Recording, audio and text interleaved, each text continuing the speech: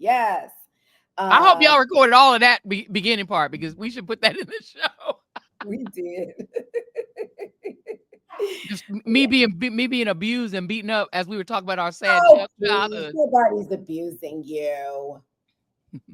I'm just trying to make you live right. Get some act right in you. I done stopped eating meat. I don't eat chicken. I don't eat turkey. Well, you I don't better eat leave the nothing. chicken and the eggs alone with that bird flu. Oh, child, I haven't had a single egg since I heard that first little burp. That you only have to tell me once. See, I'm very educatable. You only had to tell me once, and I was a little chicken hog. I ate eggs every morning, baby. I have not had one Leave huevo alone. since then.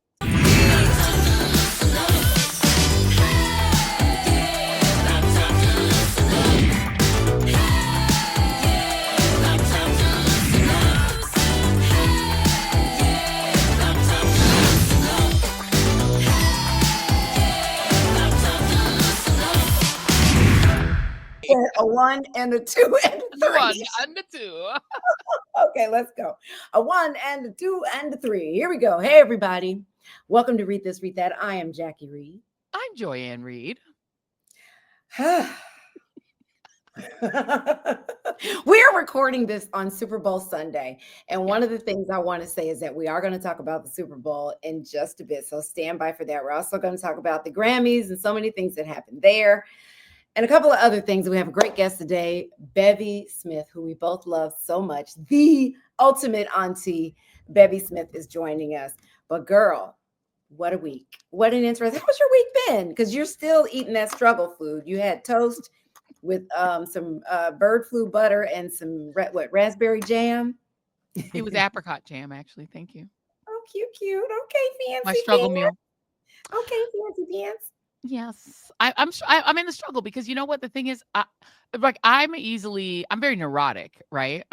Surprise, No. and well, look, I'm shook. I'm shook with the planes falling out the sky. I don't want to Girl, go nowhere. I don't want to go to the NAACP Image Awards. I'm nominated for 3 awards. I don't want to go. I'm scared to you fly. better start driving now so you can get to California. I'm gonna have to start driving now because I'm scared to fly because I am legit scared to fly. This is I not am. like I'm There's not doing. been three fatal air attacks, and it's only been 18 days, so I'm a little And scared. other incidences, that Yeah, the near plane in misses. Houston that caught on fire, and then the Yeah, near miss. It's a mess. I'm a little shook. And then the bird flu, which we really don't know how extensive it is, but we know it's out there. We know it's I think it's been fatal in at least one human case. We just don't know enough about it. And the CDC and the NIH aren't functioning. So I'm like, I don't know. I'm scared to eat anything. So yes, I am eating struggle food at this point. I'm like, the only thing I feel safe to eat is like make some toast. I have no idea. Like, I don't know what to It's eat. time to go vegan, because you won't get mad cow or bird flu on our meals. But I tell you, I mean, there are more and more cases of bird flu across the country. Scary. They are killing, chickens and ducks in factories, that are used for meat and for eggs because of the bird flu. You've got cats now that have been around contaminated birds, cases of cats having the bird flu. Of course, there's some cows that have come down with the bird flu. It is out of control. But then no one's really reporting on it, right? Because Right. you're not getting those updates that the government agencies like the CDC used to provide. Right. Because a stop has been put to that with this new administration. So I would say more, what I try to tell people more than anything, and I had a speech, I told you, with Delta Sigma Theta for Founders Day, Mhm. with the Decatur Alumni Chapter. And one of the main things I encouraged everybody to do is now's the time to get your health together. Yes. Now is the time to be intentional and pay attention to what you're eating, because a lot of people, it's barely on the news about the bird flu. But if you're Yes. not watching the news, you're going to miss that. And so you're out there eating these things and possibly getting sick. Yes. And not realizing that you need to pivot. I was at Trader Joe's the other day and someone came up. I was asking for help, trying to find something there. And this gentleman came up to the guy that was helping me, which drives me crazy. If you see somebody helping somebody, don't interrupt them and come and ask them to help you. Let him finish with me first. You stand by and wait. Very true. Then you ask. Oh, it drives me crazy. Very Anyway, true. anywho. So the guy was like, hey, where are the eggs? And the Trader Joe guy was like, listen, those eggs are gone by noon. He said, people coming, so people are scrambling to get them. And I'm like, now's the time to try something different. Just leave the eggs Yeah, why are alone. you scrambling to get them? Yeah, what I don't Yeah, understand is if you hear that there's bird flu, the thing to do is not to scramble to get eggs. right. Or It's chicken. or chickens. You need to back away. And look, we know it's Super Bowl Sunday, so everyone wants their chicken wings. This is the chicken wing holiday of the year. But I'm just telling you, if you know what I know, and I know more than I have time to really talk about, I would just be very careful, you know. And first of all, don't be eating no turkey because if I find out anybody ate Thelma and Serena, I'm coming for you because you know that's my children. Here we mm. I just want to pull up their pictures. I'm sorry, I was Googling because I just wanted everyone to remind yourself these two are exempt from your dinner. They have been pardoned They have been pardoned. from your I plate. read this, read that. Don't play with my children. Mm-mm. Mm-mm. I take No, them very I mean, seriously. people, and I know it's Super Bowl Sunday, and girl, we are such slaves to food. It's like, child, I can't have a Super Bowl party without wings. Replace it with something else. Use some, like, stop letting your food cravings control Yeah. your life, Can I tell you what we're gonna eat? or what? So I was thinking what I would like to have because you know I love Mexican food, you know, because I grew up in Denver, so We I'm a do. big Mexican food fan. Which I makes was no sense to me, but okay, go ahead. I love Mexican food. Oh, but other than Caribbean food, Mexican food is like my thing. So I'm Really? going to make I'm gonna do and look, I got mocked for it by my anchor producer. Kayla was like mocking me for it because you know they all gonna eat chicken wings. I'm like, I'm not eating that. I'm gonna have I'm gonna do chips and dip. I'm gonna get some tortilla chips, salsa, and I love refried beans. Like I actually really love refried beans. So I'm Yeah. gonna take my little refried beans, put some onions in there, put some green peppers in there, and I'm gonna have chips and dips. I'm gonna have like it's gonna be like little flat tacos. They're gonna be so good. No guac? I'll make guac. I'll add. See, I'm not a huge guac fan, but I'm trying to eat more avocado in general because it's healthy. So Really I'll good. add the guac just to make it healthy. But yeah, and I don't like sour cream, so don't even suggest that. I don't like it.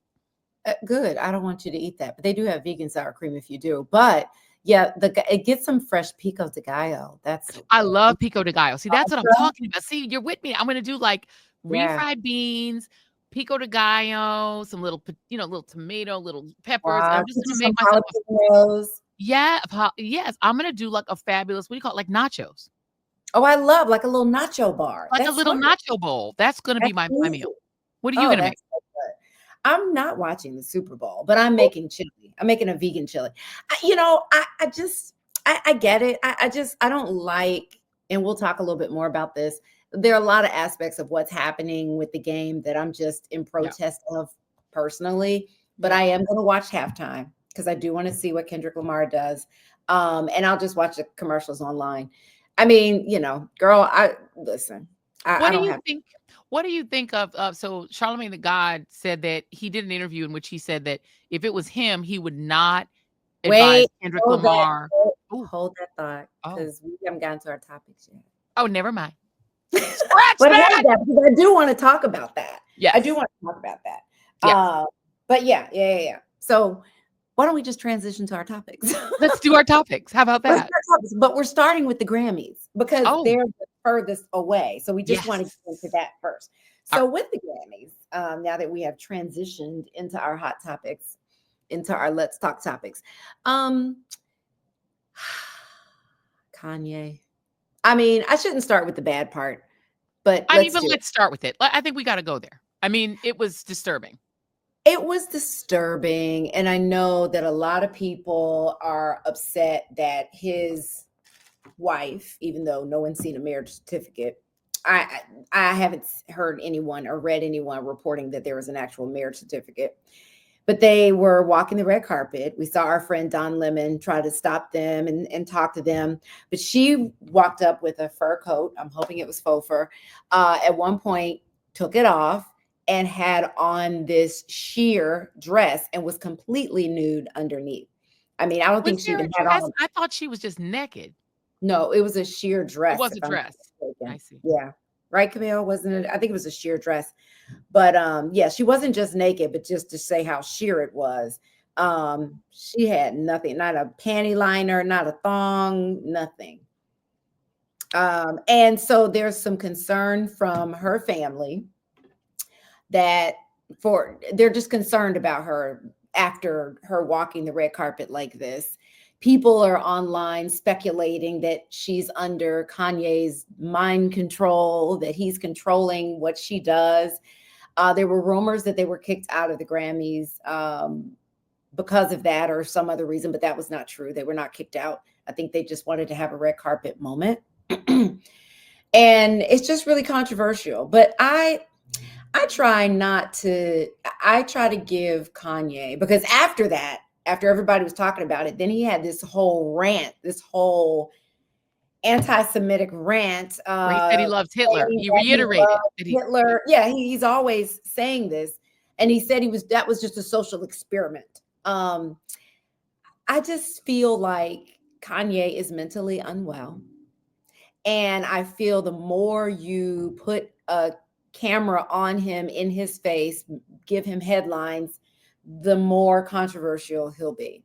I think he likes the spotlight, and I think he likes to, just push the envelope as far as it could possibly go and be the center of conversation. And now when it comes to the Grammys, aside from some other things we'll talk about, people are still talking about him. The conversation beyond even Beyonce, and her historic wins, we're still mostly talking about Kanye. Yeah, I think he clearly is a narcissist, and he's clearly ill. I'm with you. I've had a policy on Kanye, at least as far as like the readout is concerned. We just don't cover him because Yeah. I feel like that is what he wants. He wants all the attention to be on him. We know there are many narcissists in the world right now that we're all trying to deal with, and he's one of them. And I think for him, the attention economy is everything. To quote, Chris Hayes, it's all about getting attention. And what really disturbed me about that moment with his wife or paramour or girlfriend or whatever she is that she didn't really look like this was something she wanted to do. I don't know. I can't read her mind. Maybe she was down with it, but it looked like, and people were trying to do lip reading, and I can't do that. I have no idea what this woman was Oh, they thinking. have professional lip readers out there. They have professional lip readers trying to read it, and it seemed like he was goading her to take off that coat and show herself naked. And so if that was a duress thing, that's ugly. But the bottom line is, this is not a well person, and I think Yeah. the more attention that he gets, the worse off he becomes, because that's what feeds it. That's what feeds whatever's going on inside his head, saying all the Hitler stuff and everything. I think, and there was a sort of known Holocaust denier character who's also been around the current president, who's cheering him for saying that. This is at a time when in Ohio, actual Nazis, masked Nazis were marching through a black neighborhood, and they ended up getting chased back into their U-Haul, which was fun. But I mean, they're real Nazis marching in the world. Like, like we don't need anybody promoting Nazism in any way or form. So please stop, Kanye. I wish he would just get help and stop being in public. That's what I wish would happen. Yeah, I mean, I'm still looking for evidence that this woman is being controlled and doing things against her will, right? We just don't know. We just don't There's know. no way to know. She's from Australia, right? Her father, according to papers there, has mafia ties in that area. And it's really interesting. She has a master's degree in architecture. And she has she has two sisters, and one of her sisters is also a social media kind of out there wearing sheer things and not to that degree. Yeah. At first, when she first, hooked up with Kanye, they were celebrating it, but they believe in letting her live her own life, right? But when you look at Kanye's relationship with the Kardashians and how he really helped legitimize them, yes, when it came to fashion and having relationships with celebrities, because before it really wasn't looked that way. You know what I mean? At all. Yeah. I mean, he got them. for- He got them past Anna Wintour, who was literally like, "Get away from me! You're not coming near Vogue." The thing about Kanye that I do think is the most tragic. And this is somebody who, I was a fan from a hip hop standpoint. I mean, I named one of the chapters in my first, book, has a chapter called Kanye in it. In Fracture, my first book that I ever got published. And I had a whole chapter called Kanye. Like, I was actually a fan.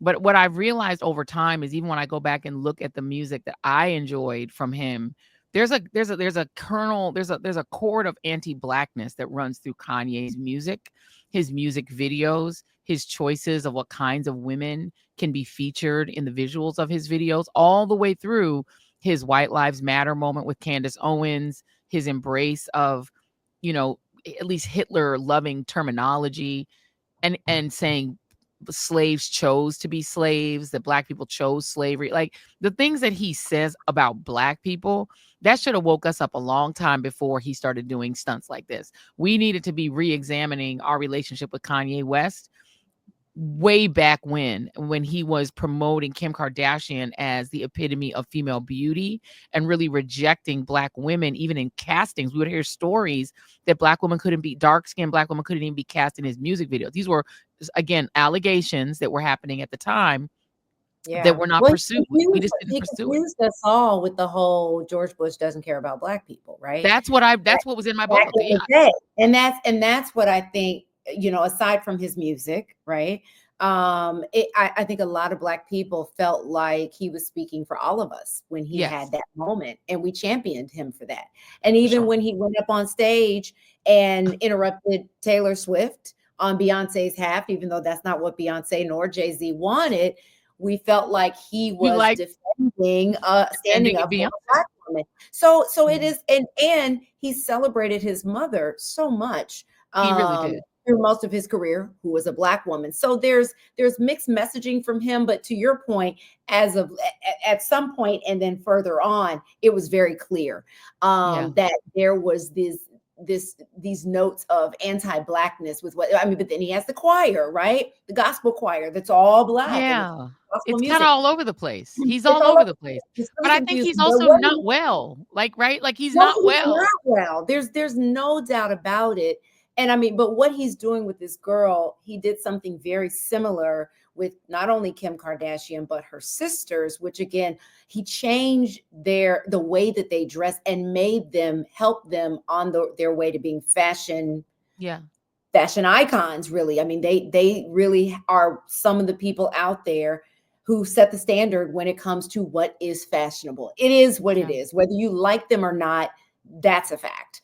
But the thing that was interesting about Kim and her sisters was you had Chris in the mix. So you had a parent that was like, he might have been able to probably push Kim. I don't know. She would probably say different now, but back then I think she was very impressionable. And I think she was caught up in the awe of who Kanye is. The sisters used to go to all his concerts and be in the audience, and they loved all of that. He told them all how to dress. But I think that I wonder how much, and I don't know this, I wonder how much this girl is enjoying the fame of it all. Maybe she didn't want to go as far as she did, but she left the house with that dress on. She knew she had that on. The house with it on. And they had a plan. And maybe she had reservations once she got there, but I don't know. We can't know. We don't know. I don't know what's in her head. I wish somebody would sit her down. And what I'm wondering, is she illegal? Because she's from Australia. She better get that checked out, because they deportation letter.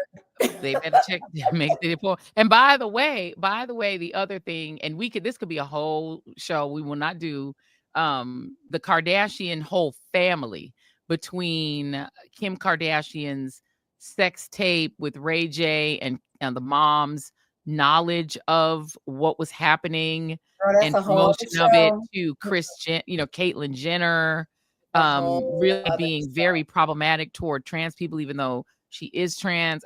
There's so much. If we really wanted to have a Kardashians conversation, and the appropriation of blackness and the appropriation of the black body form, I'm just like, we don't even need to have a whole conversation. We can have a whole Kardashian themed show. We could, because but not today, because we want to talk about Beyonce. I want to talk about Beyonce getting Yes. album of the year, getting album of the year, making history at the Grammys, being shocked when they called her name. She was I so loved shocked. it. She was so shocked, but I love that she took Blue Ivy up there. It was such a moment for her. And white people mad, not all white people, the racist ones, are mad about it. As if white people don't go to the award shows and win R&B, win rap out, win for rap awards and hip hop and different things like that. And we welcome it. We don't get all mad about it. We buy their music, we sing their music. Tina Marie, Eminem, was John Robin Thicke. B. But by Robin the Thicke. way, let's start with the fact that the Grammy, so I did not watch it night of. I will be honest. I went back and the daughter and I sat down and we watched it this past week. And we just said, we're going to sit down and watch the whole thing. It was the most Black, DEI, multicultural, progressive, positive moment. It had everything from Billie Eilish to Beyonce to you name it. Even Will Smith was there. Listen, Will Smith, yeah. it was literally like a multicultural family reunion. It was so good. It was so interesting. Wow. The performances were phenomenal. I enjoy. It was the world. It was the America we want. You know what I mean? There's a beautiful, rainbow coalition. It was fabulous. And and it was a great reminder, having been snubbed by the Country Music Awards, when Beyonce got that shock look was when she got the Country Music Album of the Year. And she deserved it so much. And it was a reminder that country music came from Black people. We were shut out of it belatedly, but it was originally our music. So country was invented by Black people. So it's fitting that a Black woman won that award. And for people, even a member of Congress was mad. Like, why are y'all getting mad about this sister winning an award? That does not impact you. They don't own it. Tell Charlie Pride that. Come Ray Charles on. made a whole country album. Lionel Richie made a whole. And there's so many people that we don't even know about because all they do, Black people that do country music, we don't even hear about them because they're not celebrated by that genre. And that was the big reason why Beyonce has the songs that she has and wrote about it. And when she performed at that football halftime game over the holidays. People got mad about that. That lady from Texas. She's from Houston. She is country. She is country. The craziest thing about it, the craziest thing about it was when John Schneider, who starred in The Dukes of Hazzard, attacked Beyonce for her country music album. That dude is from New York. Like, John Schneider, you're not even from the South. You played a character that was a Southerner, and you are not even Southern. She is Urban is from Australia and is a country multiple award-winning country artist and is from Australia. They will accept him before they accept a country girl from Texas. Make it make sense. The girl is literally from Texas. Yes. I mean, I love country music. I grew up on it. I mean, I love R&B more, but there's some country songs that I absolutely love. And so it is a part of us, but it also comes from us. But I love what this album is. I love that she's going on tour with this album. Yes, and that tour is already sold out. Girl, we're trying to get tickets. Reality is, look, even the term cowboy is literally about Black people. Because about slaves that handled the cows. And that after slavery, men, they were called boys. They were called cowboys because the white cow handlers were called cow herds. So there was a cow herd that was white and a cowboy that was Black. It was only when popular culture decided to turn the cowboy into a hero that they took even literal Black cowboys and reframed them. The guy who the Lone Ranger is based on is a Black cowboy, but they switched it up. And instead of making him Black, they just made his mask Black because the whole person was Black in real life that guy is based on. Yeah. He's literally based on a real person from Colorado. I would say to people, even if from Colorado, your roots, I would say to people, even if you're not, a huge Beyonce fan, right? Maybe you don't own all her albums. This is the one to really get and listen to the songs and dig into the why she put this particular song on and that song. I mean, there's so much meaning behind this album and why she did it the way she did it, from, like you said, to why she called it Cowboy Carter, to the various songs on there like The Blackbird, which we talked collabs. about, the collaborations, so many things. And like I Dolly said, her Parton. performance. So this concert that she announced recently is going to be epic. Epic. I think it's just going to be something. I say to people all the time, even if you're not a Beyonce fan, go to a concert at least once. It's like, to me, I liken it to a Cirque du Soleil, Very because much. it's something that is just, you don't have to be a Beyonce fan to enjoy her concert performances. And you should go. I mean, dig into They're this, you guys. visual Get treats. this I mean, you're album. talking And about did the you know Target would not sell her album? Target refused to sell this album. Girl, they what? put out a notice saying, well, it was available digital. Yeah, girl, yeah, they took a stand and would not Well, sell this Target has gone album. bad. Target's like the Black woman's sanctuary. It's gone like they broke bad. Like what happened? If you were still thinking about shopping there after everything else, maybe that'll be what'll convince you. They refuse to sell Look, Cowboy Carter. all I have to say is if Dolly Parton shows up on this tour, it's going to break the internet and the entire earth. Yeah, I love it. I love it. I'm excited about it. Let's talk about the Super Bowl real quick, like, before we run out of time. So many things happening. I'm mad. Two The black reason why I'm not quarterbacks. watching, two Two. black quarterbacks, and I love them and I wish them well, but I won't be Jalen watching. Hurts and Patrick Mahomes. Two black Girl, when quarterbacks. they removed end racism from the With two black field quarterbacks. with two And black Kendrick quarterbacks, Lamar. I was disgusted. And when all these racists were upset about the singing of the Black national anthem, which honestly I was not a big fan of, only because, hear me out, when they decided to do this was one of those knee-jerk George reactions. Floyd. Let's put a band-aid on it after George Floyd died. Okay, Yeah.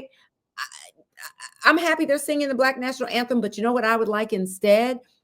I would like for every player to get some kind of stake in the, teams that they play for, some kind of ownership, even if it's a 0.5% or, something small. To me, as long as they should have something more than the salaries that they make that goes on after they can't play anymore. Yeah. To me, I'm still upset with Jay-Z making this deal, which Colin Kaepernick was not happy that he made this deal with the NFL, right? That he made this deal to control who the entertainment would be for the halftime show. But it was also part of the deal was supposed to be to work with the NFL on diversity initiatives. I'm still not seeing that. Like, I'm seeing that he's putting these great artists out there and creating these great shows, but we are more than just entertainment. We do more than just sing and rap and dance. What else is he doing with the NFL, to work on DEI initiatives? Or like, to me, I'm not seeing more Black owners or any for that matter. You know what I mean? What is he doing? What's happening with that?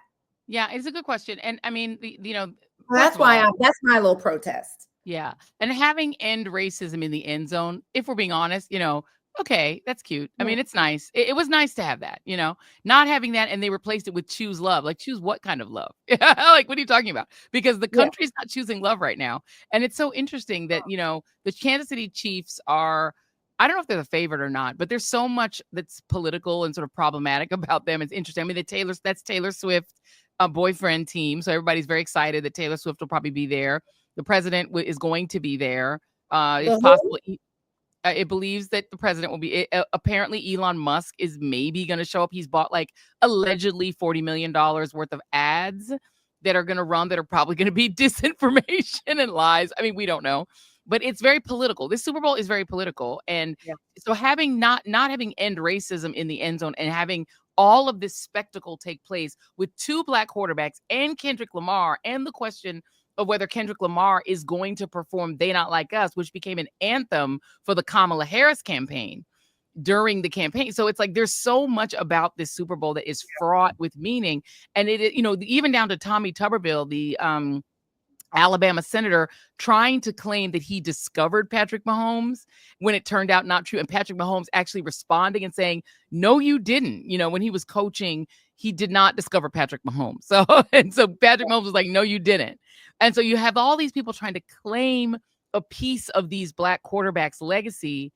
And yet there's so much in the country right now that is so anti-Black and anti-DEI. But this Super Bowl is DEI. It is like the triumph of DEI, because this is a Super Bowl that's only possible because the NFL desegregated. The Yeah. desegregated version of the NFL is far more popular. It's 72% Black. And that 72% Black league is popular because of the quality of play. So Yeah. adding Black players didn't make professional football less competitive. It made it more competitive, more interesting, more popular. So to your point, since Black people being added to the game made the game better, as it did with NBA, as it did with Major League Baseball, and adding brown people and Asian people to Major League Baseball, the diversity actually makes these leagues better. It makes soccer better, real football, national football. They're better because of the diversity. So when you're in this moment where diversity is supposed to be a bad word, you're literally watching a league that only exists as it does because of diversity and equity and inclusion. And the only piece left in that is adding power and allowing Black people who represent 7 out of 10 Black players to also start to have some ownership and also have some more coaching spots and more opportunity. And DEI is just, it's the same as the Rooney Rule. It's just interviewing some Black people when you have a coaching job available. It's not guaranteeing them the job. Anyway, I think it's going to be interesting to watch all of it. But let me just run down. I wanted to pull this up. So Kendrick Lamar, like I said, I am going to watch the halftime show. Kendrick Lamar is a headliner. John Batiste, who I love, is doing the national anthem. Love him so much. Girl, I swear, I just don't know some of these people. Trombone Shorty and Lauren Daigle. Trombone Shorty? I don't know who that is. Listen, okay, you don't know Trombone Shorty? Okay, Trombone Shorty is a New Orleans legend. Trombone Shorty, because they're in New Orleans, so they have to have some New Orleans culture. And there was a question of whether they were going to do a second line. And that was one of the questions people were asking, if Lil Wayne was going to be there. And Trombone Shorty is one of the most famous leaders of these kind of second lines. So maybe they are going to do one. I think having Trombone Shorty there means they're going to do a second line. You can't be in New Orleans and not do it. A second line if you've not seen it. Daigle? Do you know who that is? I don't know that name, but Trombone Shorty is legendary in New Orleans. So that means they're going to bring some New Orleans culture. Again, we're in this moment where everyone is hating on DEI and on Blackness, but there's nothing Blacker than Black New Orleans culture. And the fact that it looks like they're going to have at least some of that. I remember I went to Roots Picnic that the Roots did, and they did, Trombone Shorty was there, and they did a second line with him and Lil Wayne. Because the other big question is whether Lil Wayne was going to show up. Yeah. So everybody's saying no, performing. And of course, your line sister Lettucey is doing the Black National Anthem. But then they're talking about who's going to take the stage with Kendrick Lamar. Yes. And there's so many names floating around, but they're saying that Doechii is supposed to pop up. I know. And they're saying SZA, her name is floating around, but these are all rumors. I don't know who is confirmed. Can you imagine in the year of our Lord 2025? When we are having questions about whether Black History Month is even going to be legal anymore, this is about to be the blackest Super Bowl in history. 2 Black quarterbacks, Kendrick Lamar, Doechii, Lettucey. Come on, Trombone Shorty in New Orleans. This is going to be the blackest. It's going to be as black as the Grammys. and the president's going to be sitting there watching all this blackness take place. Either way, a Black quarterback is getting this ring. Okay? Either way, a Black quarterback. Either Patrick Mahomes is going to match what's his name from the Patriots record, right? He's going to match what's his name? Wayne, what's his face? Come on, you know his name. The New England Patriots legendary quarterback. Oh, Tom Brady? Tom Brady. He's either going to match Tom Brady's record of 4 Super Bowls. If he wins, he will match his record of 4 Super Bowls, and he will be the youngest player ever to win consecutive Super Bowls. He's not even 30. Okay, Patrick Mahomes is literally. I care more about football. And look, by the way, when I tell you, I'm rooting for Jalen Hurts and the Philadelphia Eagles personally. I want the Eagles to win, so I'm just putting that out there. So we will see if I'm wrong. But if Patrick Mahomes wins, he then enters the conversation where people want to put Tom Brady on this pedestal. He will be sitting right up there on the pedestal looking at him like, hey, friend. Yeah. but white people won't acknowledge it. I mean, we have to We'll listen. see. I love all that excitement about the game and these two black quarterbacks and what they could achieve, and about this being the, the blackety black Super It's the Bowl. blackest Super Bowl in history. But I need more for us, right? I need more coaches. I need more ownership. Do you know what I mean? I need more diversity, equity, inclusion within the NFL, which we support, right? It wouldn't, like you said And the earlier, NFL there supports. would be no NFL without the black players that make that Yes. elevate the They make it game the happen. way that they do. And so yeah. I need more, especially now with everything that's going on in the world and Yeah. in this country specifically. I need more for us, and I need Jay-Z to fight for that. So we have a dear, dear friend joining us right now. So Bevy is a dynamic TV personality. One of our interns wrote this, so I definitely want to read it in its entirety. A dynamic TV personality, entrepreneur, and fashion enthusiast. Well, she's more than a fashion enthusiast, boy. She is a fashion queen who has made her mark in media and business. The one and only Bevy Smith. Hey, Bevy. Come on through. Bevy. There she is. Oh, she got braids today. She's doing it on strong. There she is. Fabulous. Cute. Hey, girl. I love that. What is that, like a fuchsia red, a cherry rose lipstick? It's so cute. No, it's actually like a burnt orange with a little gloss on top. Nice. And with a dark lip liner. Oh, yes. Come through, Bevy, as always. How you doing? I'm good. Can y'all please plug my radio show? Y'all know I have a whole radio show. I know. I'm a Gracie Award-winning radio host. We're going to talk about it all. We're going to plug talk about that, please. Plug it. The new dinner that you have coming up, the event that you have coming up in March. We're going to talk about it all. Okay. Not to worry. We just, try to keep the intro short so we can bring you. Well, from now on, leave out fashion. Leave that out. No. Because by the way, we're known for fashion. Fashion because Bevy, you know that whenever I am on the big set on MSNBC, who do I text to ask what is this person wearing? What is that person wearing? I be in Bevy's phone trying to find out all the sartorial answers for who is wearing what. But every time I see her, she is like, why do you want to leave fashion off? Why do you try to leave that out?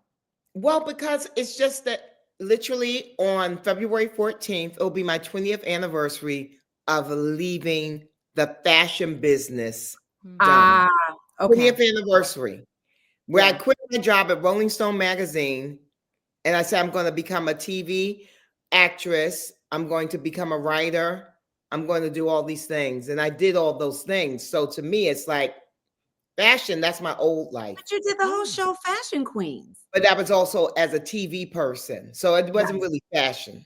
I get what you're saying. I mean, but I think it's. I get what you're saying. But you're known for you. But when you show up, you give fashion every time.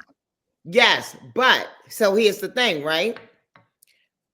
There are lots of people who actually don't even know me for fashion because now they know me as a TV host. And they now know me as a motivational speaker. My TED Talk has over 7 million views. It has nothing to do with fashion. So all these things I'm doing, that I've been doing, that's my work. Like fashion. I did not know that. I didn't know you were like, don't put fashion in the bio. I mean, you can put it in the bio, but like for it to be the thing, like no. It's not the thing. Let me ask you this, Bevy, because you are very much a Renaissance woman. Like and that's why we do love you, right? Because you do seem to pop up on top of all things culture and really be on top and have your finger on the pulse of culture. To you, right? For what is the thing that you're the most passionate about out of everything that you're involved in? I get to do. So there are two things that I'm really very focused on. Well, there's three, but so when Page 6 TV got canceled, I told my agents, don't send me out for any more pop culture shows. I'm not interested. Why? I'm not interested. I don't want to do that anymore. I want to focus on acting. So that's what I told them. I told them that I don't want to go out for all. The Real was looking for people when that show ended. The Dish was looking. Don't send me out for none of that. I don't want to do none of that. That's one. So my acting is something I'm very passionate about. because that's actually what I quit my job to do. And then I Mm. just got into TV hosting because I was good at it and they just kept giving me jobs. So that was nice. Okay. So that's one thing. Second thing is, as you guys know, I did a TED talk around It Gets Greater Later. So it gets Yeah. greater later is my mantra, it's my lifestyle, it's my affirmation. So Mhm. that's the work that I'm really passionate about doing. It gets greater later. Liberating women from the fear of aging, liberating women from the fear Mhm. of, like, oh gosh, I don't want people to know my age, but I want to liberate all the women from that fear. I want us to come together and I want us to celebrate aging. I want us to run towards it. So I'm Yeah. Yeah. actually running towards turning 60. I'll be 60 November 2nd, 2026. And when I tell you I'm excited about Mhm. turning, I'm excited about turning 60 Why? So, oh yeah, go ahead. because it gets greater later. Okay. And I had a perfect role model. My mother was a woman who never worried about aging. So Yeah. my mother was a woman who embraced aging. So you get it from your mama, literally. And I see all the growth in my life. I see the fact that, at 56, I became an actress. I got my first acting role at 56 years old. I Yeah. got my first, I put out my book at 50 or 55 or 55, I think. Um, I've done all these amazing things, starting at 38, quitting my job. And then at 45, creating Dinner with Bevy, becoming an entrepreneur, and then Mhm. getting Fashion Queens, and then having a TED Talk in my 50s. Like, this is magical stuff. Why would I fear aging? Yeah. Well, I don't know. My mother lied about her age by 10 years. When my mother died, we thought she was 47. She was 57. That diva was Oh my 57. We were God. like, 57? Who Well, that? Yeah. that's My what mama. what are the barriers that we have to knock down for women? I mean, what is it that you're combating out there? And I mean, you may say you're not combating anything. You're just trying to elevate women and, Yeah. trying to change their thinking. But Yeah. what is it that's holding us captive to this? I don't want to say my age, or I want to look young forever, or I want to like what do we need to get past? We need to get past the idea that we're less valuable as we get older. Of Mhm. course, society is going to tell you these things because for a lot of society, they look at women as childbearing vessels or sexual objects. I got news for you. In my 50s, I'm very much a sexual object still, but Yeah. past childbearing, but I'm still very much a lusty, vibrantly sexual woman. So I don't have any issue about that. But society would like to tell me, oh my God, really? You still, yeah. So we have to start normalizing that. We have to start normalizing that your libido doesn't like leave you once you become 40 years old or something like that. Yeah. And then of course it's the issue of, like, the male gaze. So Yes. when women focus solely on the male gaze, we cheat ourselves because Yeah. we're looking at our value in the way that they look at they in the way that they find value in us. But there's Yeah. so much more to all of us. There's so much more to a supermodel than just her outward appearance. Right. Anyone, like, that's the reason why I appreciate what Pamela Anderson is doing. A Me woman who too. was a bona fide sex symbol for all those years. She's coming out and saying, I didn't like that. I Yeah. felt hollow. Now, guess what I'm going to do? I'm not going to wear any makeup. And I'm just going to show up, and I'm going to show up with my real face, and I'm going to go forth into the world, and I'm going to be Pamela Anderson. And you take it as I give it. Can And I like, ask you this? It's Let's ask working you for this. her because she's getting movie roles. I mean, she's being invited everywhere because for a while there, we didn't hear from her, right? yeah, And now she's everywhere she's because everywhere. she decided to be authentic in that way and to Yes. stop. And I think there's a freedom and a liberation to kind of saying, I'm just going to be me. I'm not going to Yeah. give into the male gaze and dress for or show up in a way that I feel men want me to show up. If one more man writes a relationship book for women and tell us how to behave and how to dress and how to wear our Yep. makeup and all those things, because they're just grooming us quietly for what they're looking for. Right. It drives me crazy. If you want advice Yeah. on relationships and men or whatever, get it from a woman. Yeah. Yeah, I mean, I think that there's some value in having men a part of the conversation, but they have to be evolved A part men. of. Right. Yeah. You know what I mean? I want to ask you this, Bevy, because we are in this sort of era where DEI is under fire, and I think a lot of us as Black people, especially as Black women, we want to center that it's really based on us and that it's all Yeah. focused on. But in a lot of ways, it's also very much focused on women, period, and on an anger among some men, including some men of color, Yep. about women's liberation and about Mhm. women liberating themselves from saying the limits of the essence of my being is not just having children and getting married. And Yeah. that I also maybe the essence of my being is being a scientist or being a journalist or being a writer or an actress, and maybe having children and being married is not the be all and end all for me. And that is really destabilizing, and not just in America. We're talking about all over the Globally. world. There's a Yeah. crisis in Korea. There's a crisis in Japan. These crises are the crisis in Argentina. It's why they elected the guy they elected. There's like Mhm. an anger about men everywhere, about women Yeah. saying, my whole life is not reproducing children for you and being married. How Well, do the we respond to that? patriarchy. I mean, Yeah. well, the patriarchy has always been at the crux of society and civilization, right? So there's a lot to unravel there. But as women, we have to just do our good work in our spaces, right? So it's got to be a each one teach one kind of conversation, I believe, because I can't do anything about the guy over in Argentina, but I can do something in my Harlem community. I can have women come together and commune and make sure that we're talking to our younger girls so that they understand that it is fine to have a boyfriend. It is fine to get married, to have children, any of that. But every decision that you make should be about what it is that you want. Is this your desire? So we're teaching them to tap into themselves. So I do a lot of speaking to young girls and young women in my community, and that's the big message that I've been giving them. You know, Yeah. I don't want any young woman to think that I don't want her to get married. I don't want her to have Right. children. None of that. But what I am saying is, do not think that that's the only thing that you can do. Right. And don't think, Yeah. I always say you don't have to do it. That's the Right. thing that society tells, in order to be whole, that in Mhm. order to feel fulfilled in life, you have to be married and you have to have kids, or else, what is your life about as a woman? And that's the thing that I like to say. You can get married if that's what you want to do, but Yeah. don't feel like you Right. have to do that. You Yeah. don't have Yeah. to do You don't. either of Yeah. it. Now, do you still want to get married, or did you ever want to get married? Yeah, I mean, I've been engaged 3 times, so I could have been married. I always like to say that I was smart because I'm not divorced. Because I knew that excuse me. I No, knew it wasn't this gonna is work. this is the tea Yeah, that he we was need. I'm sorry, we need the Bevy tea. Give us the first one. What he do, and how did you dismiss him? Well, that was my teenage love. He was my first everything. So that was bound to fail.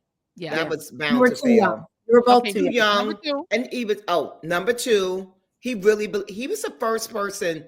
Well, no, because the first one saw me too, but the second one really encouraged me. Really encouraged me from a point of view of like, I remember I was going to John Jay College, and he was like, "You're too smart to go there. Where would you want to go if you could just go anywhere?" I said, "Columbia or NYU." He said, "You should apply."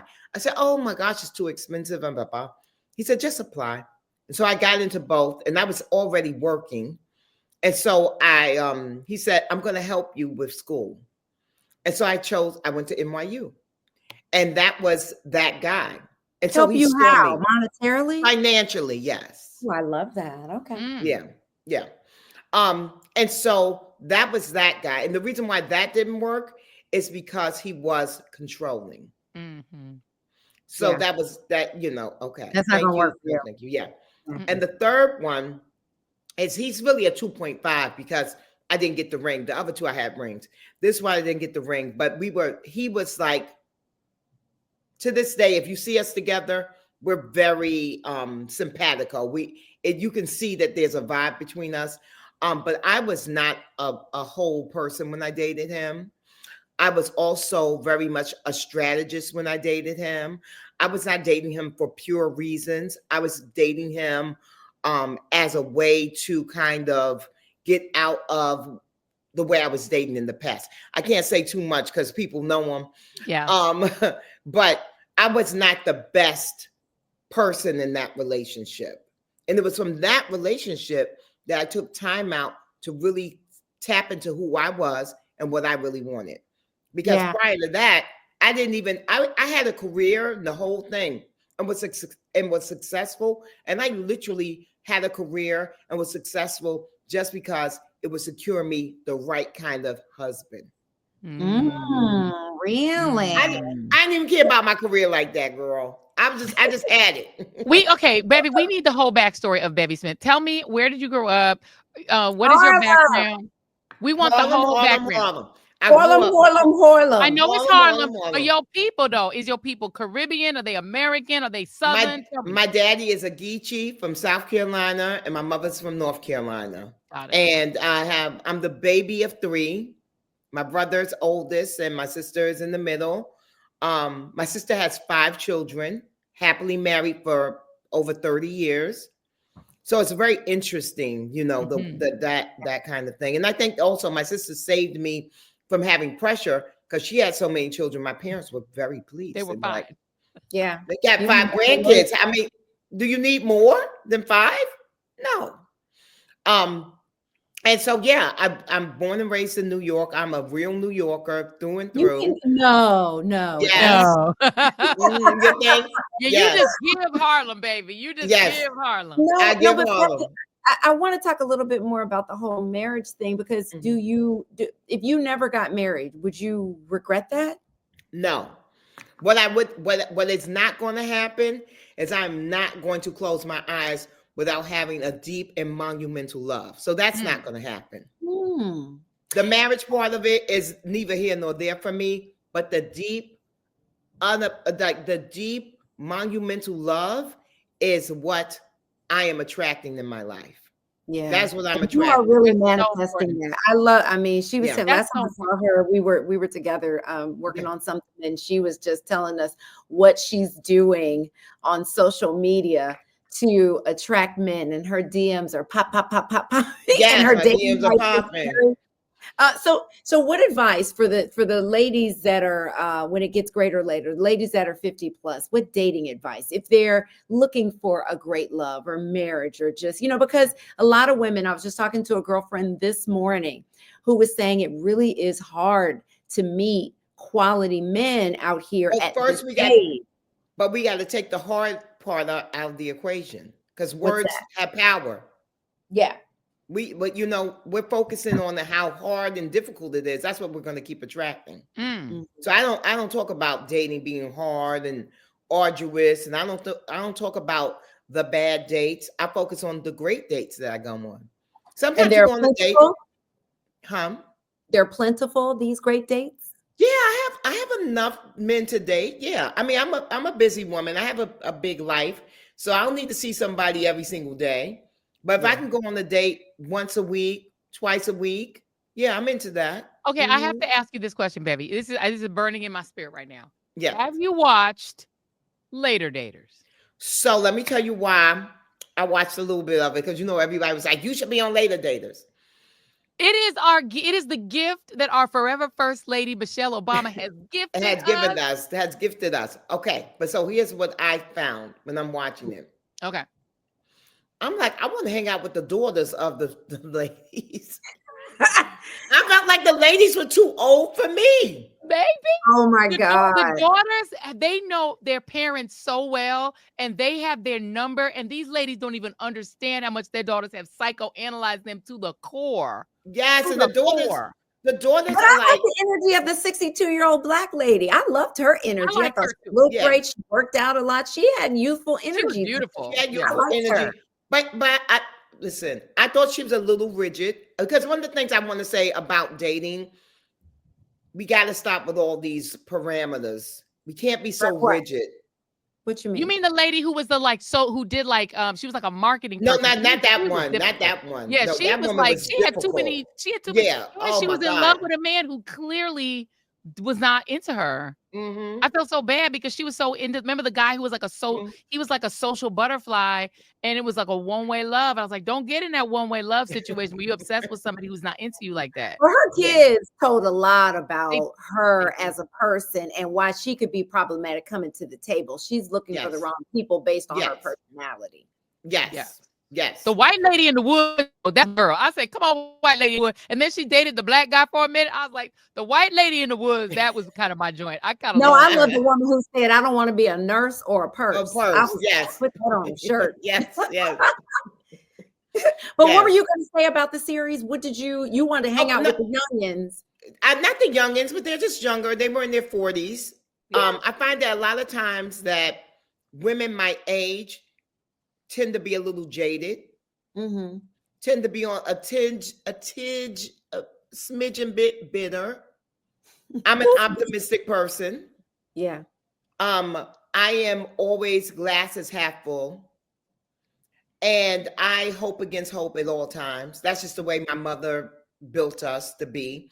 So I don't traffic in the idea of things are hard. Oh my gosh, what's gonna, like, even with this Trump thing, I'm not You're not pressed? at all. Give me that pill. Well, Yeah, no, why but not? honestly, look at it this way. I just visited the Blacksonian.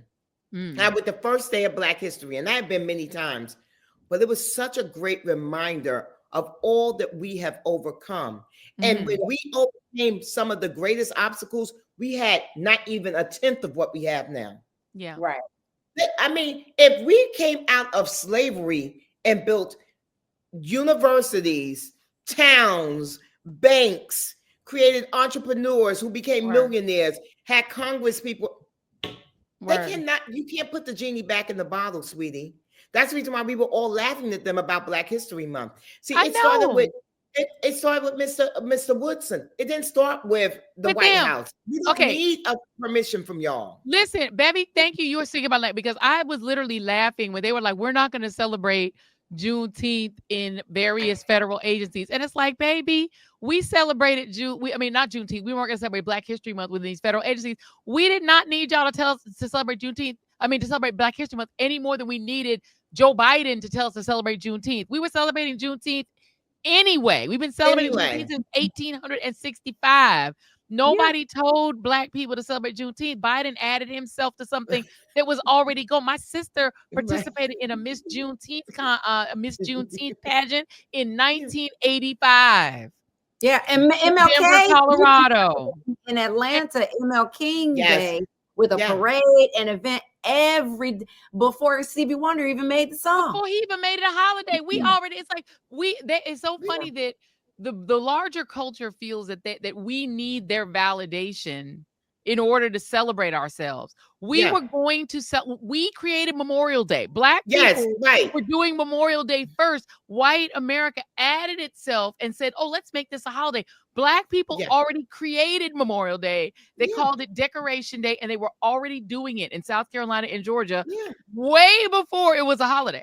So we really, it's like, thank you, I guess, for acknowledging Black History Month, but really, we were going to do it anyway. We were going to do it anyway. So thanks, sweetie. And all of these things were before affirmative action, before DE&I, all of it. So sweet. We're going to do it anyway. We're going to do it anyway. And we have so much more now. You think about all the access that we have. You think about all the intelligence that we have. You think about all the gifted scholars, scientists. I mean, it's insane when you think about all of the assets that we have within our community and culture. We just have to think about ways to come together, how to invest in Black businesses, support Black business, how to, as a community, to move forward. There's we have to get back to community. That's the big thing. Forcing us. This is for the good part about all of this is that this is forcing that. Bevy, I want to ask you about this event that you have coming up. Community. Yes, because I love that you are sharing your knowledge and your life experience and really this motivational speaker thing that you're doing and really uplifting women. Tell us about the event you have coming up in March. So it's not dinner. No, it's Dining with Bevy, Life with Vision. So I've been doing this program for over 10 years. And I started doing it because people kept emailing me and DM me, oh, Bevy, can I have lunch? Can I have breakfast? Can I pick your brain and all that kind of stuff? And I used to always say, well, child, if I did all this picking the brains and these breakfasts with you folks, y'all wouldn't even want to talk to me because I wouldn't be up to nothing. So that can't happen. So I decided to create this thing called Dining with Bevy, Life with Vision, because all the people wanted to come to dinner with Bevy. But that's what, honestly, it's for celebrities and notables. Fine. Okay. But no, but because that's just the way it is. It is. It's not even me. It's one day I will get invited to one of these. I feel like I've not arrived. I've been to two, and they are amazing. But I want to been invited, Joyanne Reed. You've been invited, sweetie. I want to go. You were invited to the one that I did for the National Council of Negro Women. Oh yes, and I couldn't make it. You're right. I stand corrected. Don't start, lady. Let me not start with Bevy. I ain't starting one. Not gonna Okay. Okay. So, but Dining with Bevy, Life with Vision is open to the public, but everyone can't come. It's very small because I want to have community. So you have to answer 3 questions to my liking, which means you have to be introspective and dig deep. Who are you at your core? I don't want to hear about you being a boss. I want to hear about you being God-filled. I don't want to hear about you being a wife and mother. Who are you at your core? Right. When no one else is around, when you just have to stand flat-footed, what are your dreams, your passions, your goals, your hopes for yourself? I don't want to hear about everybody else. What about you? This is a question for you. Who are you at your core? At my core, I'm Little Brown Bevy. I'm adventurous. I'm curious. I'm well-read. I've always wanted to travel. I was always into exploration. And so these things have manifested in my adult life. Next question. How would you like to be perceived? Now, people don't like this because they're like, well, why would I care about what other people think about me? This is what I have to say to that. Not random people, but if there's a general consensus around people that you love and respect, and that love and respect you, if people are saying, well, sometimes you're a little and you're getting that feedback from more than 2 or 3 people in your circle, you might want to look at that. You might want to examine that behavior. The final question is, how would you like to be perceived? And so for me, I was being perceived as this high-flying, very successful, but bitchy professional, corporate executive. I had 10 assistants in 5 years. Clearly, that's not them, that's me. Right? That's 2 assistants a year. Yeah. That's right. Bonkers. Yeah. So I had to look at that. And so I had to examine myself and say, who do I want to show up as? And what I knew is that I wanted to show up as someone that people could trust. I wanted to show up as someone that people felt like, oh, wow, if I come to Bevy, she's going to be willing to help me. I can talk to her about things. I know that I'm supposed to be a teacher of some sort. I know that I'm supposed to give guidance. I know these things. These are my gifts. And so I need to show up as a person that was that inside at my core. So I had to do the work. So I revamped myself. And now I show up as, and the subtitle of my book is Mother, Auntie, Bestie. And that's how I show up in the world. And people gravitate to me for those reasons. But they were hidden before. I had to unearth them. So what happens at these dinners? So what's going to happen? How many people will be in the room and what's going to happen there? There's only 45 to 50 people because I have to read every single one of those answers of the people. And then I have to select who gets to come. So already people have been turning in their applications, but I've been sending them back because the answers are hollow. And do you give them a chance to resubmit? And I tell them why it's like a teacher. I tell them why the answer didn't go deep enough. And I say, I know it's a lot of work, but trust me, if you start really looking at yourself, because see, most of us are not self-aware. Yes. Most of us are not self-aware. When you ask someone, how am I being perceived? Everyone's going to tell you how fabulous they are. Oh, I'm the life of the party. Everybody loves me. I'm a natural born leader. Blah, blah, blah. You know what? And some people think you're a bitch. And that might be true too. Okay? Yeah. You know what I mean? Some people think you're caustic. Some people think you're a know-it-all. Some people think you're impatient. Some people. Yeah. But let's look at that. So I have to read all of those answers. And then that's how I make my selection. And so it's only going to be 45 to 50 people in the room. It's a 3 to 4 hour event. We usually, have someone who joins us who's very successful, that has done the work.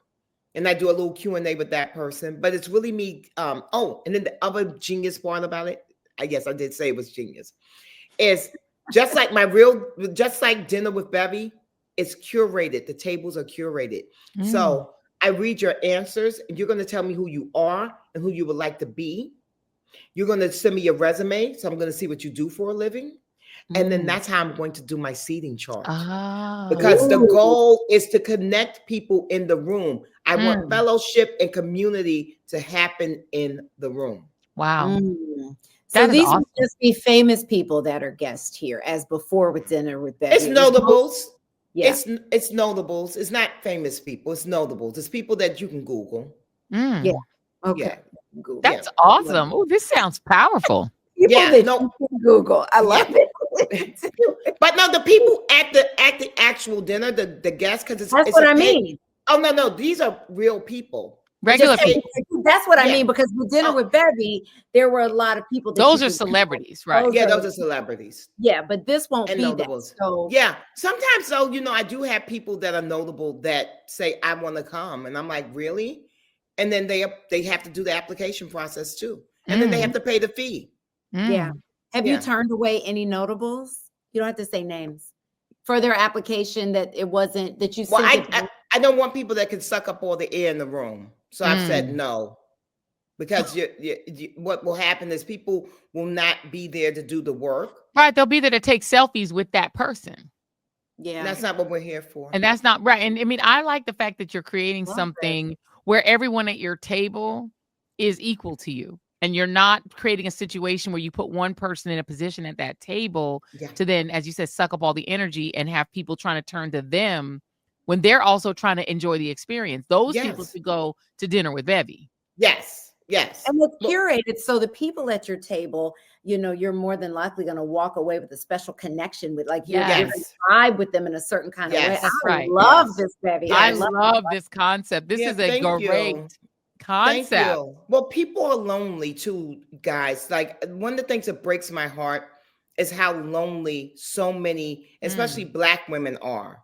Black women are really, they're lonely, and it's because of a lot of things.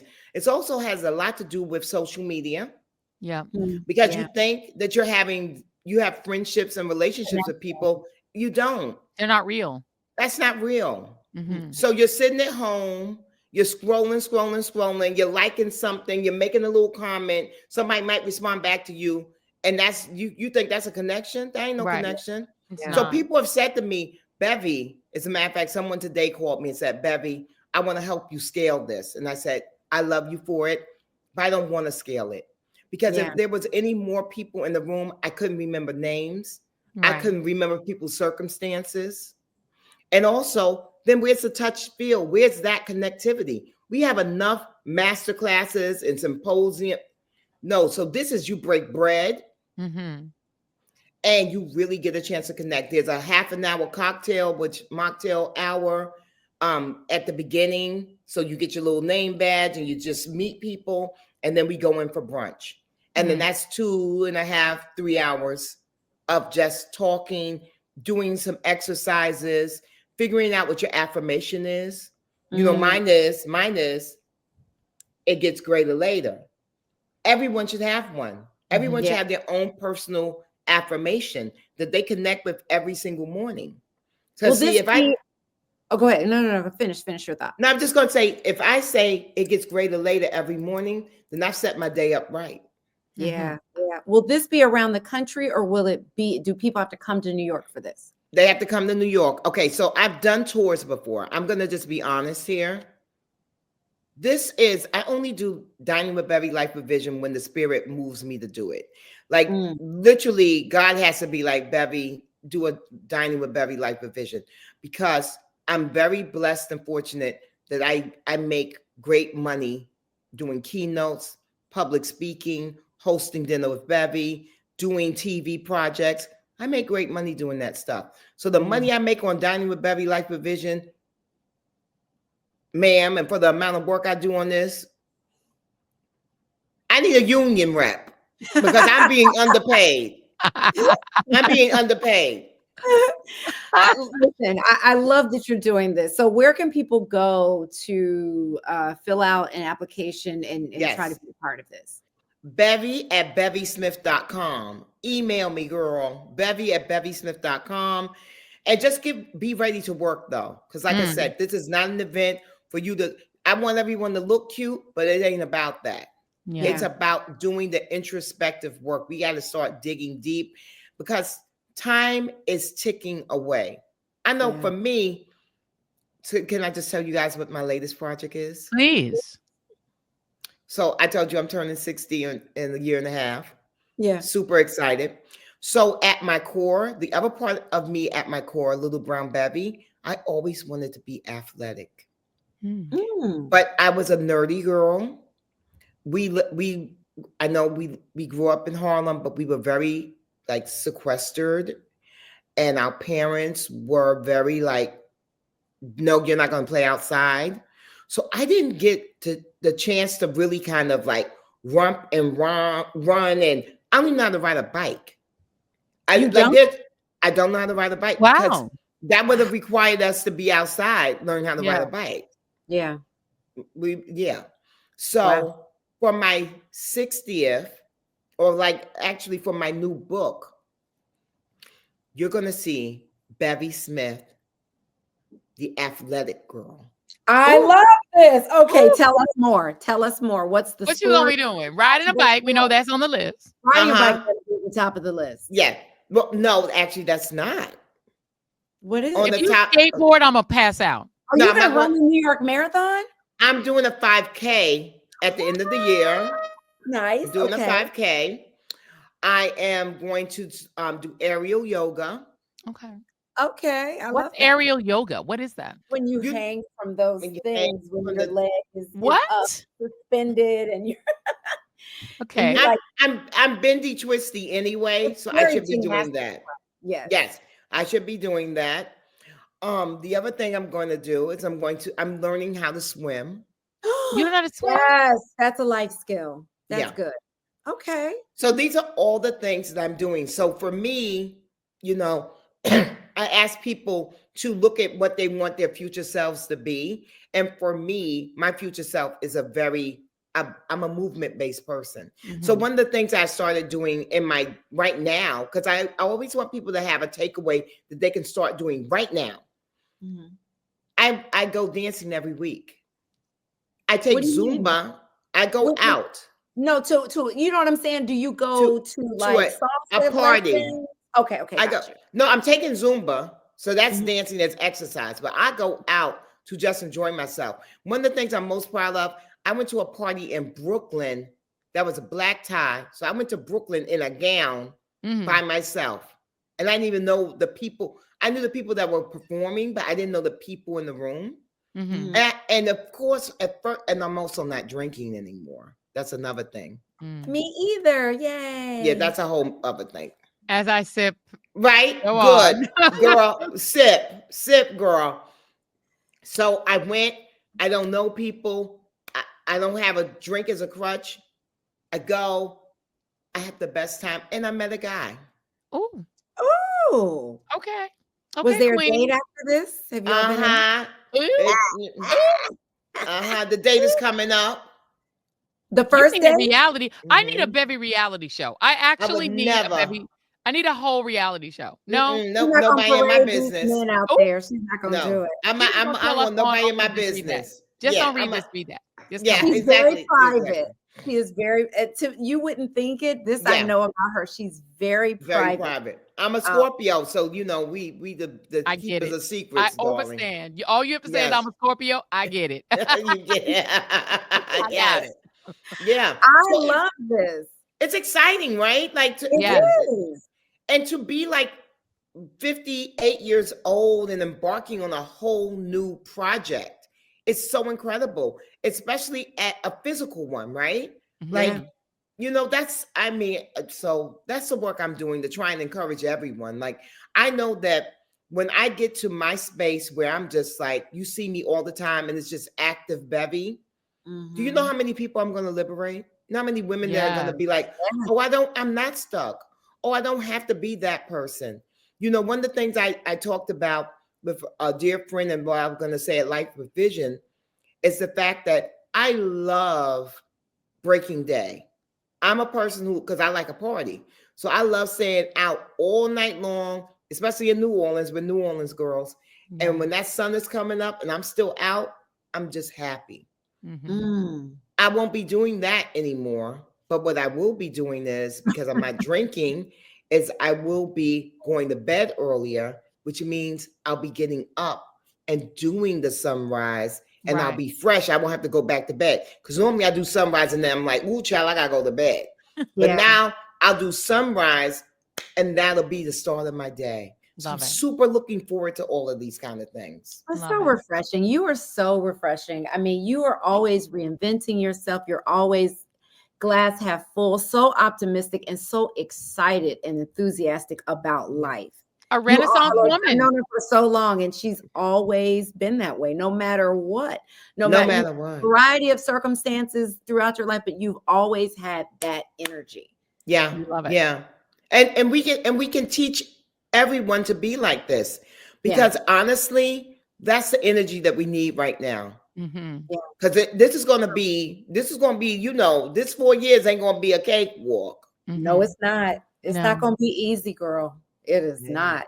No, but if we can join together and we can continue to have these kind of conversations and these kind of connections, and I want to fuel people to create their own dinner party series in their own areas and their own spring groups. Y'all should be getting together and seeing each other at least once a month and eat off a beautiful china. Don't have a paper plate. Use a glass, sweetie. No paper plates, no plastic forks. Amen. No wire hangers. No more wire hangers. Another thing, you know what else I do? Every 2 weeks, I get fresh flowers from Sandra from Red Maple Leaf. Oh yeah, fresh, gorgeous. When I get off of here, I'm going to show you my living room bloom. It's insane. It looks like I'm in the Four Seasons or something. But it's just for me. Yeah. And you know what else that is? When men come over here, they see what my expectations are. Because when I tell them I don't like cheap flowers, well, you already see how I'm living, sweetie. So don't be upset that I don't want a 1-800 flower, sweetie. I know. Oof. I don't want an edible arrangement. No. Deal breaker. No, not a deal breaker. No. Someone just a mark. Just a negative mark on your wrist. So you're not gonna get mad if they take you to the Cheesecake Factory like some of these young ladies. No one's gonna take me to the Cheesecake Factory. It's already set up that they wouldn't dare. They wouldn't dare. They wouldn't dare. All the men I date take me on wonderful dates that I don't have to plan a thing. Wonderful dates. Places I've never been. They put thought into it. Yeah, places that I'm like, oh, this is nice. And that's because of how selective you are with who and the way and you set the tone. Set the tone. They see you on the computer being fabulous. They know they got to come fabulous. These are the tips we need. These are the tips. To thrive in life. Yeah, you got to start doing the advertising. To thrive in 2025. That is our theme. We're going to thrive in 2025. Hello. Yes, indeed. Bevy, listen, we love having you on. I love you guys. You got to come back. I love you guys. Oh boy, I love me. I love her. I know. She's just a a breath of fresh air every time I'm around her. Her energy just, and the thing I love about Bevy most of all is, she's this amazing personality and she definitely fills a room, Yes. but she also leans in very well. Like she really is very present. Yes. Every conversation, every interaction, like every time I'm around her, there's just, all these things going on and she just leans in. Yeah, And that's she's true. listening and she's taught like I love that about her. I do too. And also very, she's such very a personable. fabulous person, but she's also very personal. She's very sweet. And I think people think of her as this like over the top personality, but she's that person who will seek you out. Like I know I've been to events where I don't know anybody and Bevy will be the one to find me in the event and make me feel comfortable. Like that's who she is. In the midst of everybody trying to talk to her and Everyone do all these her. things, she just has this way about her. She's just, I'm so glad that she is on this planet. Okay, so we have to commit, Jackie Reed. We have to both go to one of these dinner with Bevys together. Oh, we should. Right? We got to get our application in. I know. Well, we should probably go to the dinner with Bevy and not the dinner with Bevy. No, we're not trying to apply. Listen, I am not going to fill out that application. We are going to the dinner with Bevy with the celebs. I'm going to be crying. Look. Who I am at my core. Who do I show up as? Well, I don't know. And then organized and weird. Not good enough, Jackie Reed. Start over. Throw that out and start again. Like I just want to be in the room. I just want to have dinner with Bevy. Yes. That's all I wanted. I love it. It's all I needed. We should tell her to do a read this, read that dinner with Bevy. Okay, but by the way, you know what I would love to do? I feel like I'm inspired now. We need to do a read this, read that dinner. We should do a read this, read that dinner. And make people apply. Yeah. Let's start with you and your calendar. Oh God. Never mind. Let's find the time for us to do that. Yeah, exactly. It ain't never gonna happen. It ain't never gonna happen. It ain't never gonna happen. It ain't never gonna happen. It ain't never gonna happen. It ain't never gonna. It might one day. Maybe after the next 4 years. We'll see. Sure. Maybe in 2029. 2029. Back when we have a democracy. Look out. Be on the lookout. As soon as we're a democracy again, then we'll do a dinner. Yes, it's coming. Meanwhile, we're a little bit busy trying to hold on to what little. Trying to hold on to what's left of our democracy. Yes. Trying to hold that together. We got to not end up at Gitmo. Together. Oh my God. What's our secret knock if we're at Gitmo? Is it going to be or meaning I need commissary. I need commissary. I am not even planning. Do you have any toilet paper? Here's my knock.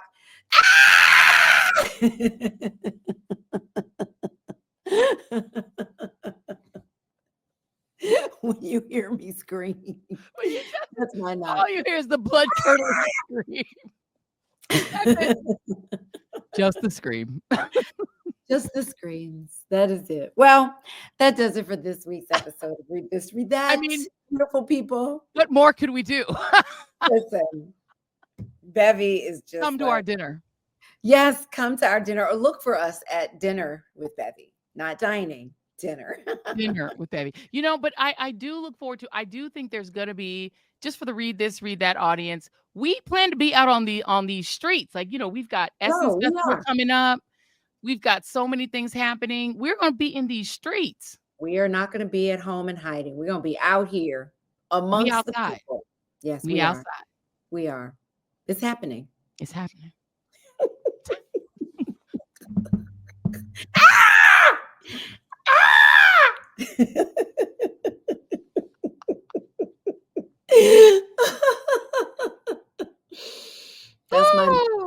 Let me go make myself some toast and shut my ass up.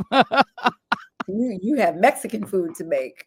Oh no, yeah, I gotta make my frijoles. Oh my God, I'm making chili, so close enough. Close enough. Look, we're in the same genre. Same genre. All right, lady. Well, I'm laughing at my screen. Girl, I'm Girl, just like, listen.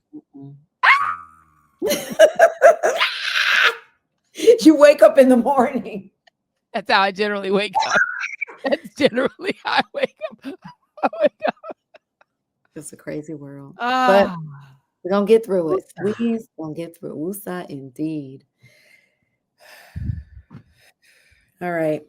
Y'all listen. Every Monday through Friday, 7 p.m. Eastern time, tune into this one on MSNBC. So she can tell you about the madness of the world on that show. I can do the best I can. It's all I've got. Yes. And if you ever want to actually eat well and eat complicated food that will actually make you feel better once you finish cooking it an hour later, you want to Stop it. Vegan Sexy Cool. VeganSexyCool.com. Because you know what? If you're going to be vegan and spend the 2 hours it takes to make that complicated ass food, you might as well also be sexy and cool. Yes. If you want to get rid of the heart disease, the high blood pressure, if you don't want to die of bird flu, diabetes, if you want to live, if you want to age well, but also thrive in the life and deal with your stress and anxiety better and not be a murderer, not be a killer. Not be a killer. Yes. Because again, just remember when you're ready to eat those chicken wings tonight, just remember my children are watching. Yes, they are. Oh, and I want to say that I'm launching something new on YouTube. Not only can you follow me at Vegan Sexy Cool on YouTube, but also at the Jackie Reed Experience. Oh. I have something exciting that's coming out there. This Jackie Reed Experience. Well, I have been very inspired. You said, tell us about this Jackie Reed Experience, Jackie Reed. Well, I've been very inspired by Don Lemon and what he's doing and the lack of, aside from your show, people, just, speaking truth to power out there. But I don't want to get into politics. I want to talk about the other things that are going on in the world that we need to know about. I want to lean into Black women. I want to lean into wellness. I want to lean into pop culture because I love, me, I got a million TV shows that I'm watching. So it'll be recommendations, talking about television and movie things that we can watch. And then there'll be, stories. I did this segment on the Tom Joyner morning show for 12 years called Inside Her Story, where I focused women and women. I was on there once. We were on there a couple of times, or probably 4 times, focusing on women and women's issues, but from a Black woman's perspective. And then, of course, I'm very much into wellness. So it'll be a lot of wellness weaved in there as well. So if you go to the Jackie Reed Experience on YouTube, follow me there. And in March, I'm going to kick that off. I love this. Okay, well, so we're going to follow the Jackie Reed Experience. You have an assignment, everybody out there. You're going to follow Read This, Read That. You're going to follow the Jackie Reed Experience. You're going to go on our Substack and follow Read This, Read That. You're going to go on Instagram and follow Read This, Read That, as well as follow Jackie Reed and Joyanne Reed. And you can go to Blue Sky and you can follow me at joyannereed.bsky.com. Follow us everywhere. Follow me on Joy Reed Official on TikTok. Follow us everywhere so you can never... and fan base. We're both on fan base, y'all. We want to have, I feel like we need to have we need to have Isaac on because we need to talk about fan base. I need to have a conversation about it. Yeah, I need to have a conversation too. I got some things. I got questions. Notes. Yeah. I got questions and I got notes. Yeah. I hate the logo. We're going to talk about all that. We promise we're going to get Isaac on. We're going to talk about fan base because we are both on fan base as well. We are there and supporting. And just very supportive. To understand some things so we can really get into it. So we need to know how to make it work for us and you. So everybody, please follow us at all the things. We love you guys. And please, if you get a chance, if you still have a cable subscription or if you're on YouTube TV, please watch the Readout on Monday through Friday at 7 p.m. Hook a sister up and watch because you know what? Show some love. Listen, we got to support it. Everybody Black. Everybody Black needs support and love. Let's do it. And guess Time for community, y'all. And we are rooting for a Black quarterback to win the Super Bowl. And that way we cannot lose because they're both Black. DEI. Come on, NFL. Do better. Do better. I'll see you at halftime. See you at halftime. All right, bye, y'all. Bye. Bye. Don't forget to subscribe, yes. like, And comment. and comment. Bye.